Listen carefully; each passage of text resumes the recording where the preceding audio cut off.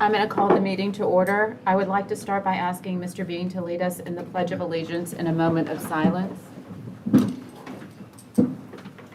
I pledge allegiance to the flag of the United States of America and to the republic for which it stands, one nation, under God, indivisible, with liberty and justice for all.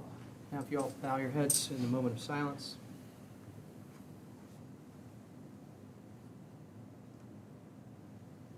Thank you.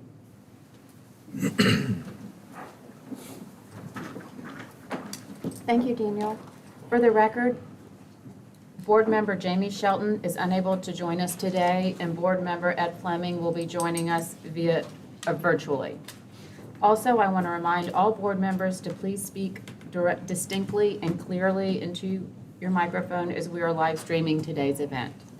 Now let's get on with the agenda. We will start with approval of the September 27th, 2021 Board of Directors meeting minutes. You should have all received copies in your board packet. Do I have a motion to approve the minutes? So moved. Seconded.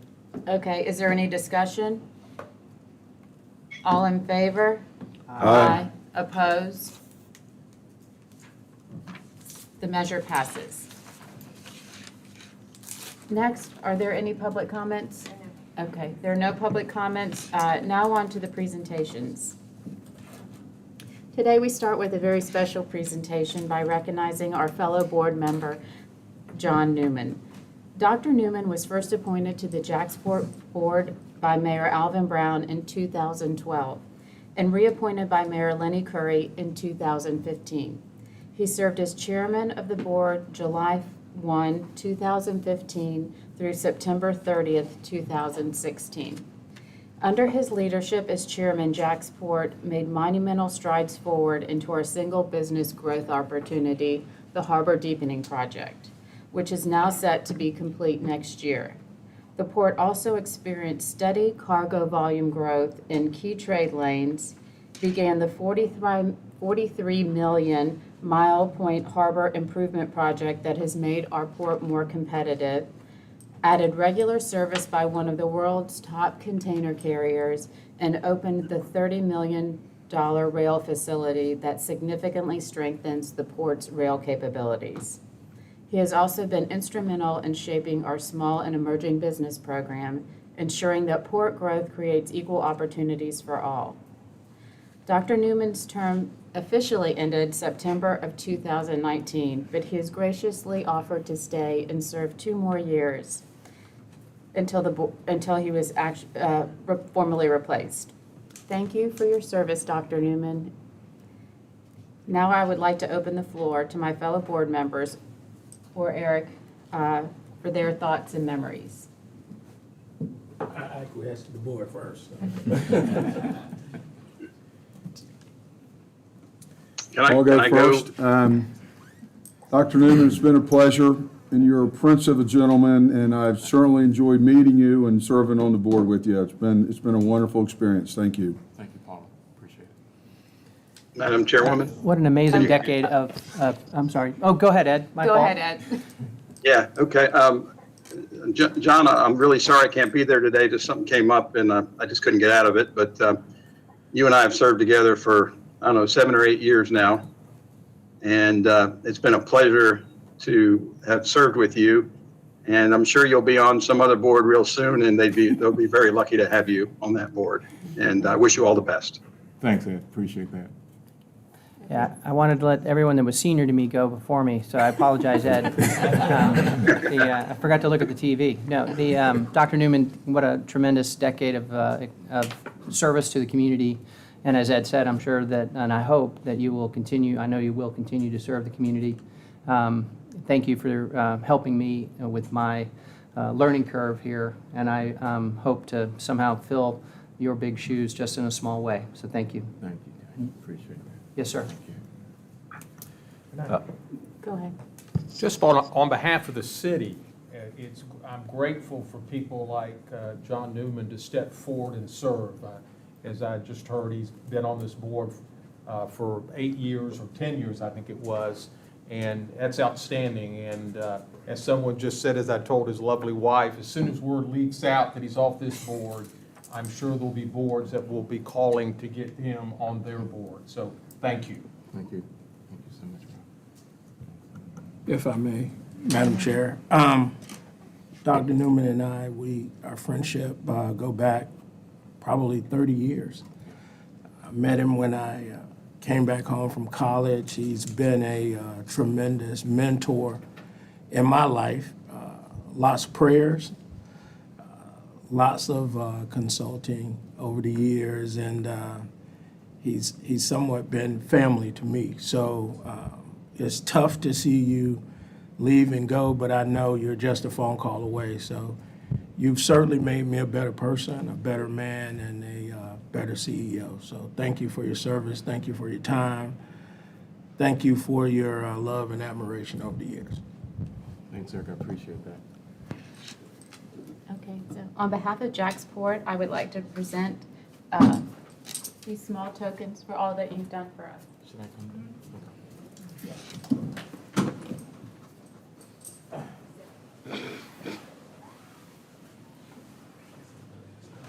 Wow. Oh, wow. Oh, my God. So why don't, I guess it was. Yeah. Wow. That's amazing. And this, I'm sure.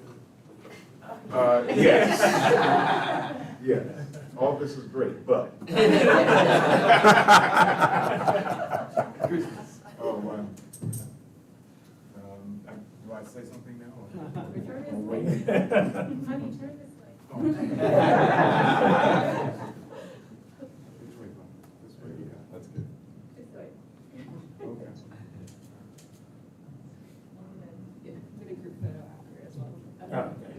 afterward. You're open to Okay, well, listen, thank you for this. I certainly was not expecting this memorabilia, that's for sure. I also remember those 100 gauge cranes came from China, and how proud we were of all the movement, particularly against countervailing winds that the port has really been up against for so many years and moving forward. Progress is really a challenge to people who either don't have vision or they become comfortable with status quo. And so I'm so thankful that I was able to play a small, infinitesimal part in the progress of JAXPORT. Let me say to Wendy and all the official leadership of the board, as well as all board members, my friend Ed, who, thank you for those comments again, buddy. I'll still get to the church. He knows what I'm talking about. But it's just been a real privilege to serve with all of you. And even though we don't all politically agree, we acknowledge what real patriotism is, that there are overarching foundational principles that we govern ourselves by, irrespective of party, that we all see the need to go through a door. We may not agree whether we need a jackhammer or a sledgehammer, but we still want to get through the door. And if we keep that as our focal point, we'll always get there. So in this time of partisan divide, I just want to say what a joy it's been to work with persons of the opposite party. We didn't make it partisan, but I kind of knew which way you leaned. And you kind of knew which way I leaned as well. But I'm proud of the work that I've been able to be a part of in JAXPORT. Very thankful that during my time on the board, we've been able to have the first African-American prime contractor. And I was always conscientious about making sure that there's no guaranteed outcomes, but we ought to give a guaranteed opportunity. And that's what we've been able to do as well. To the staff, I promised myself I was not going to get emotional, so I won't. But over 10 years, you develop relationships, you develop a sense of closeness. And I've said from the very first day I got here that this staff works hard, but I also saw that there were just a few that just needed the brakes kind of taken off of that. And man, Eric, when you came on as CEO, the brakes came on. His passion, his vision, his intellect, to allow people to flourish where they've been planted. And I've always believed that if you just give people space to grow, you'd be amazed what they can do. Authority of the desert is not the sun. You think it is. The authority of the desert is water. Because even in a desert place, if you have water, something can grow. And you've done that with your staff. And so, Becky, I won't be not returning your texts anymore. And she's really taken very good care of me, and I want to thank my wife, who, ever since we were married, I've been on the board. And so today, when I said this is my last one, she says, I'm coming to make sure. Just kidding. But anyway, I don't want to take up any more time, but just know that from my heart to all of you, and you know who you are, I don't just care about you, but I love you. And I want the very best for you and for the city. And I will always be one of your unapologetic defenders. And you know the private conversations I've had. You know, I've told you in private how much I believed in you. And so just know that that is not just something I said in the moment. I meant it. And when I check in sometimes watching online, I still expect to see pictures. Appreciate it.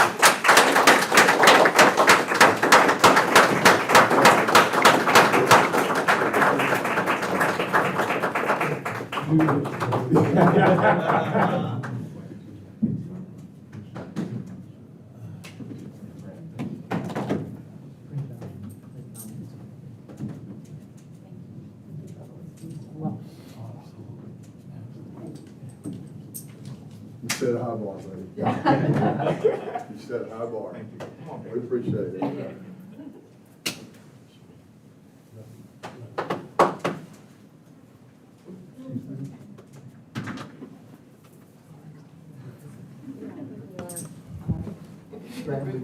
Oh, okay. Let's do it.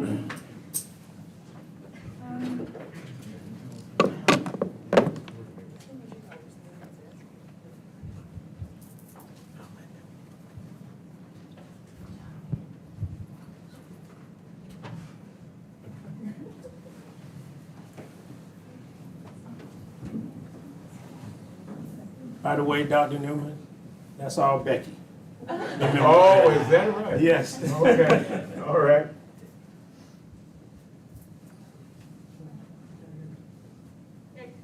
Let them take one first. Ed, come on over.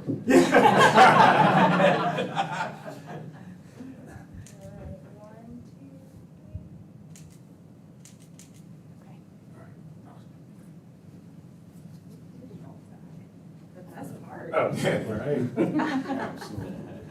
Best gift ever. Yeah, there we go. Let's get golf balls too.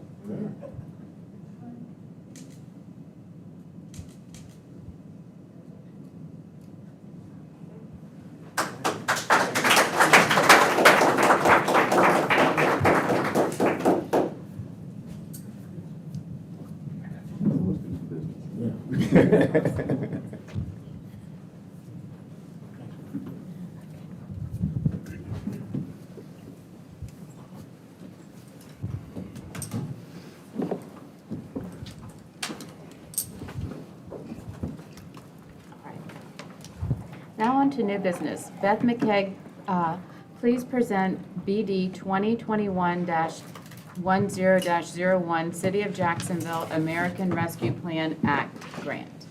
Yes, thank you. Thank you, Madam Chair, and good morning to the board.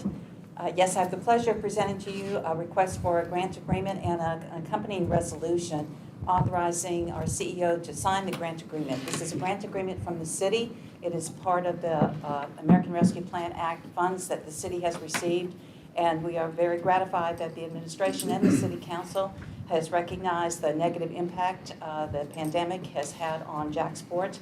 And to assist us with that, they have granted $4 million for us to be used for eligible expenses to help us with an economic recovery. So we will, once we have your approval, we will submit eligible expenses in the form of payroll and certain benefits that we have spent. The city grant allows us to put forth expenses from March of 20. And so we are able to draw down this money immediately. And with your approval, we will do just that. So we're recommending that you approve the grant agreement and the resolution so that it can be executed and we can begin to draw the money. Do I have a motion to approve? So moved. Seconded. A second. Is there any discussion or questions? No. Oh, I'm so glad it's coming this way. Or comments, yeah. This money has created some controversy, but Yeah. hopefully this is one of the good ones. Okay, we will now vote on BD 2021-1001. All in favor? Aye. Opposed? Okay, the motion is passed. Thank you. Thank you, Beth. Fred Wong will now present us with BD 2021-10-02. Fred? Thank you, Madam Chair. Good morning, members of the board. I'm presenting BD 2021-1002. For a little bit of background, this is a lease renewal with the state of Florida Department of Environmental Protection. The location we're describing is on the main channel on Dames Point, adjacent to berth 18, primarily used at Martin Marietta. I don't know where the clicker is there. There we go. The original lease agreement was made back in 2001, which allowed JAXPORT to construct and operate a one-slip docking facility exclusively to be used for mooring of one bulk material vessel. If you can click to the next one there. The term of the lease is for 5 years with a new expiration date ending in 2026. The location was recently inspected by FDEP as a requirement, and the easement was renewed in December of 2020. There is no cost to JAXPORT for this renewal. We respectfully recommend the Board of Directors authorize our CEO, Mr. Eric Green, or his designee, to execute all documents necessary for the sovereign submerged land lease renewal at Dames Point. Okay, do I have a motion to approve? So moved. A second? Second. Any discussion or questions? Okay, we will now vote on BD 2021-10-02. All in favor? Aye. Opposed? None? Okay, the motion has passed. Thank you, Madam Chair. Thank you, Board. Now on to the CEO update. Eric? Thank you, Madam Chair. This past Friday night, First Coast Manufacturers Association recognized JAXPORT with the Logistics Excellence Award during its 2021 Excellence in Manufacturing Awards program. The award recognizes JAXPORT's logistics capabilities as a primary driver for growth of manufacturing in our region. I want to thank Nick Primrose for attending that event and accepting the award on our behalf.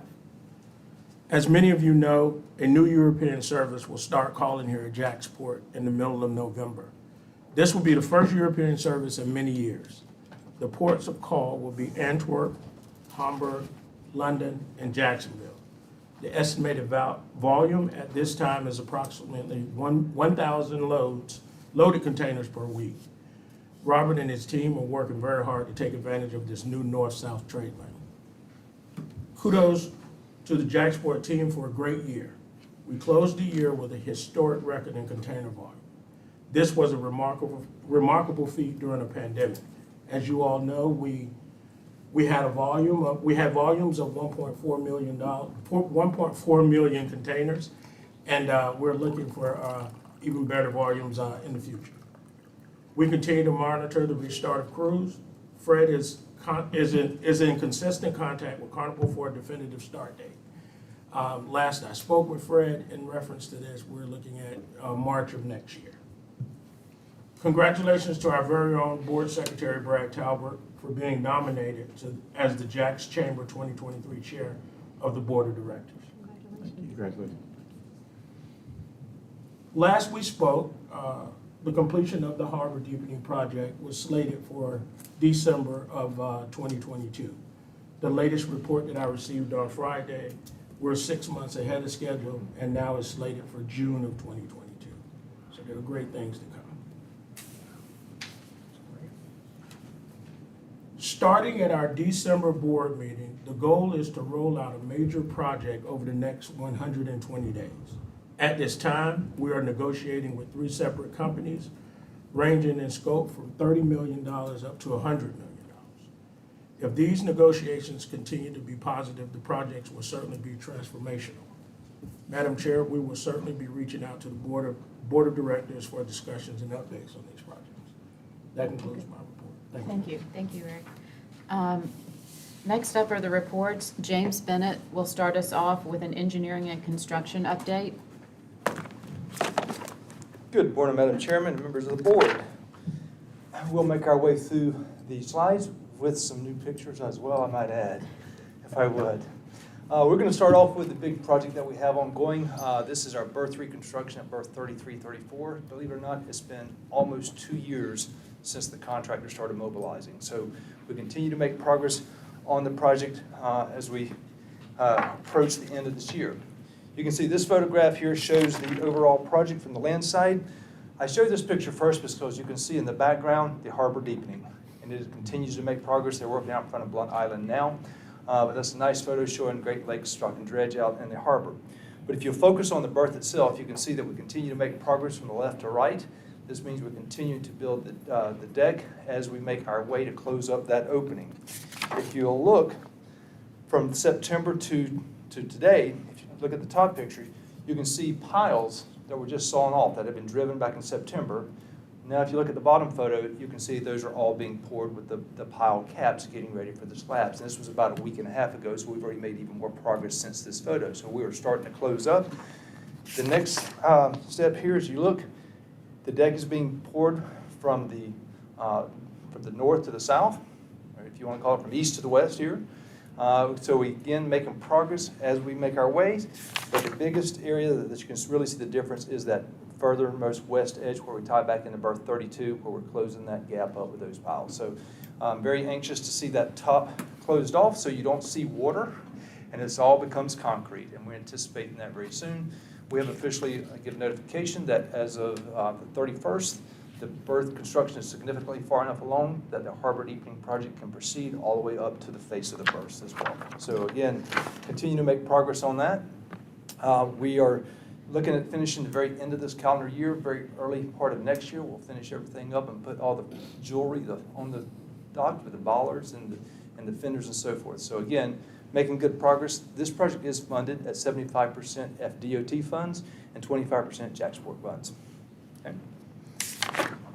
The next project is our sheet pile walls over at August Drive.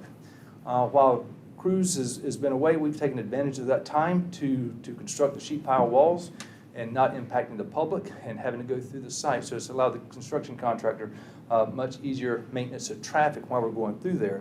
If you'll look here, I showed this photo last month. We were driving all the sheet pile walls around it, and we were finishing up the last section on one end of the sheet pile walls. Since that time, you can also see now we've started actually pouring the concrete slab for the roadways at each end of the bridge for half of the roadway.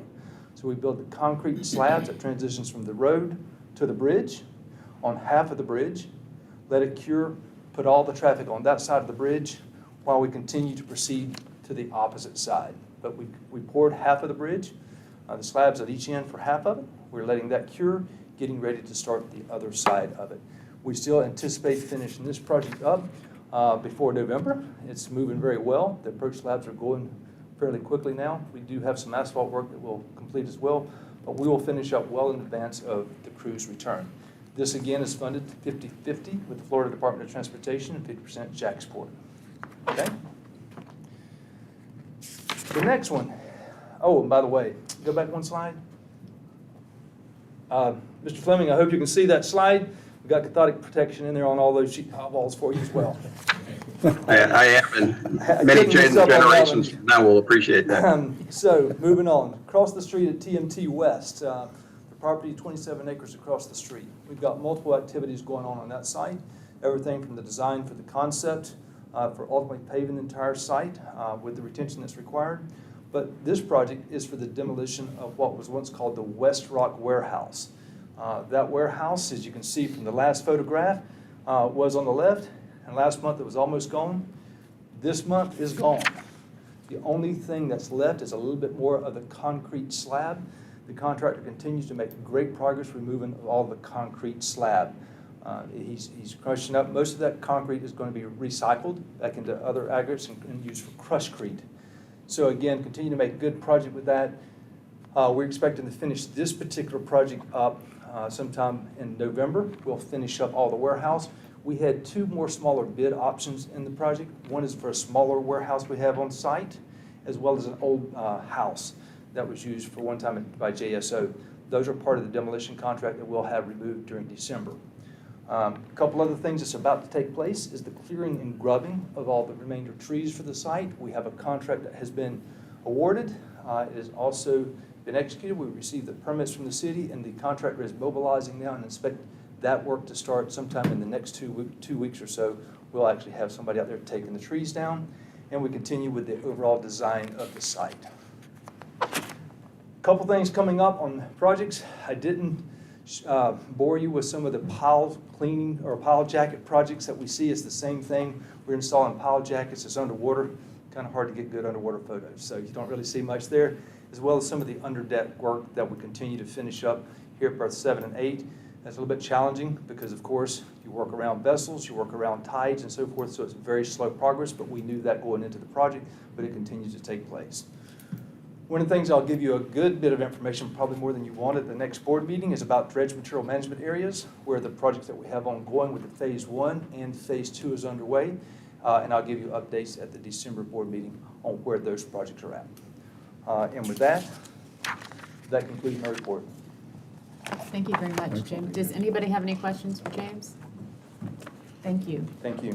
Okay, CFO Beth McCaig has provided us with financial highlights as info only in our board packet. So let's move on to Mike McClung, who will provide us with the financials and vital statistics. Mike? Good morning. Presenting the financial statements for the full year FY21. A good year. Certainly revenues of $65.2 million, exceeding budget by $5.9 million. Results in a good year, and also beating prior year by a smidgen. So all in all, we were challenged by cruise revenue being budgeted at $2 million out of the gate, yielding no revenue for the year. But as we've highlighted here, container numbers very strong, exceeding budget by $3.5 million and also exceeding prior year. So a good year for containers. We'll talk about stats in a minute. Eric's already mentioned the fact we have a record TEU volume for the year. So if you can look at all the other line items, autos down to dry bulk, everything is exceeding budget. We'll also include other operating revenues, which includes some one-time items such as dredge spoil fees and vessel layup fees. We always budget conservatively there, but we saw that help out the mix of revenues for the year, $5.5 million. Again, reaching a strong $65.2 million in revenues for the year. Looking at operating expenses, highlighting the total operating expenses actually achieving savings of $3 million versus budget, beating prior year handily as well. Just a strong cost containment strategy early in the year that kind of sustained us through the year. We were not sure what COVID would bring to bear, so everyone was tightening their belts throughout the year. Again, $3.1 million in savings. Half of that's attributable to dredging. I would like to note that dredging volumes are down somewhat, 241,000 cubic yards in this past year, compared to 363,000 a year ago. We continue to watch those dredge volumes. As James mentioned, we've got challenging with our DMA spoil sites due to the heavy dredging we've incurred over the past 4 years. If you go back to 2018, we had 470,000 cubic yards of dredging. That was post-Irma. So things have subsided somewhat, and as a result, we see some savings there to budget. It should be noted, however, that we have a dredge event that spilled over from September to October relative to Talleyrand. It's going to be a heavy dredge event, so out of the gate, we'll see some strong numbers when we report in for October and November for the dredging for FY22. Also noteworthy, we're tracking our fuel costs very carefully as well as electric, as we've been impacted by rising fuel costs. We anticipated in the budget FY22 about a 15% increase in fuel prices, and we're already at 20% here in September as to what we anticipated back in June. So we'll have some challenges out of the gate in that regard. But speaking of FY21, good numbers.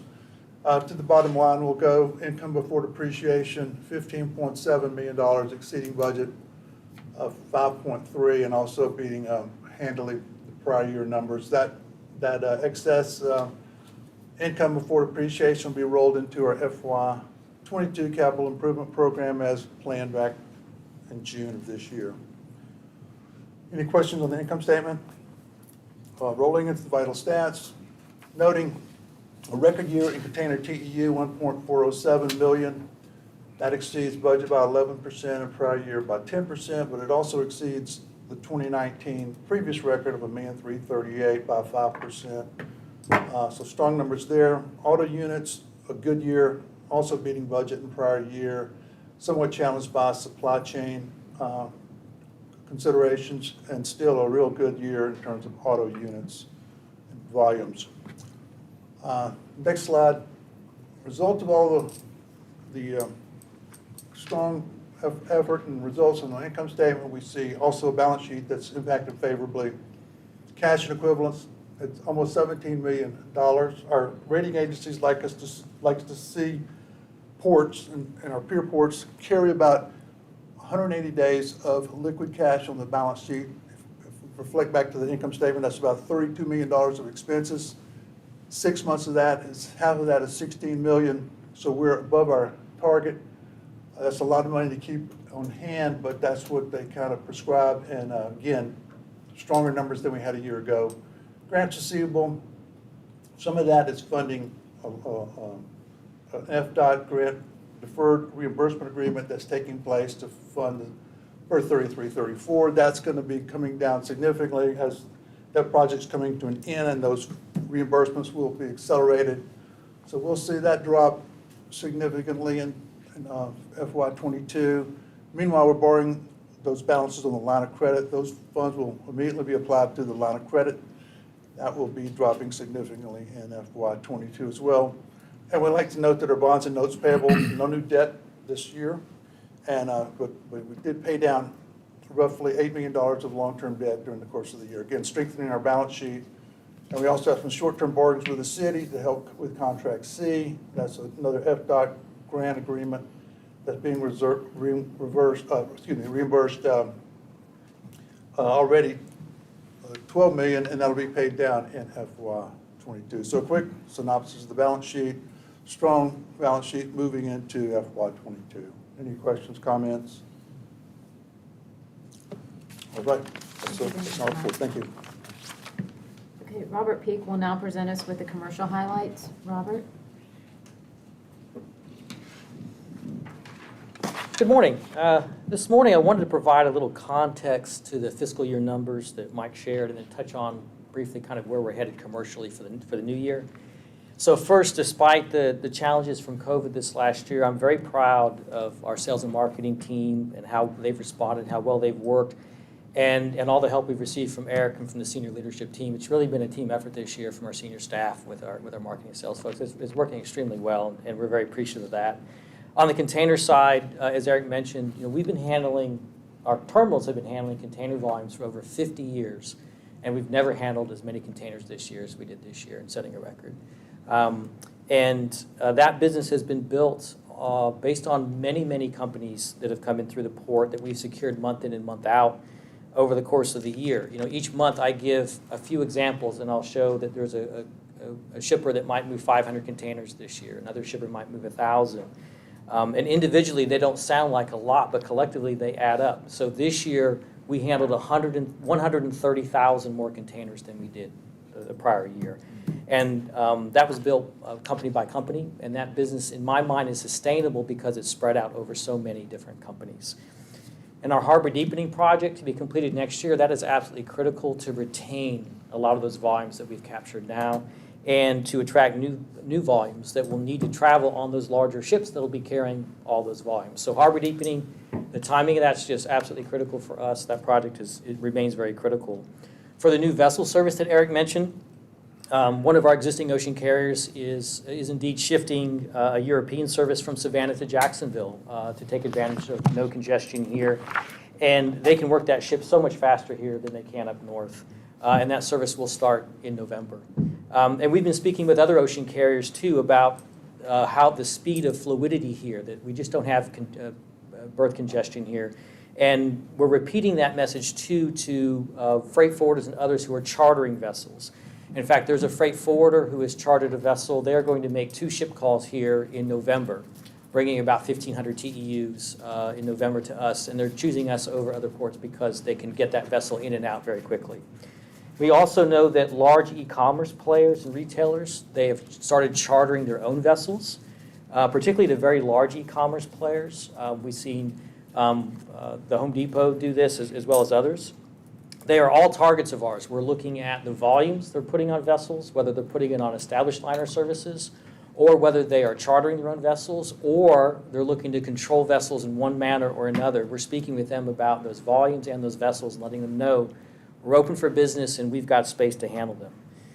And then as you recall, back in April of this year, we landed a permanent new service from MSC. That was the Canada Gulf Bridge. That's a north-south service. So I know Jamie's not here, but we hit the trifecta, I think, this year for vessel service. We have the short-term Hapag-Lloyd service from Europe. We've got the chartered vessel service that we secured from Asia, and then we've got the permanent service from MSC.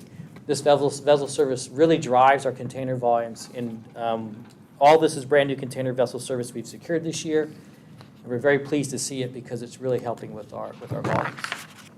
On the vehicle side, we handled about 10% more vehicle volume this year than last year.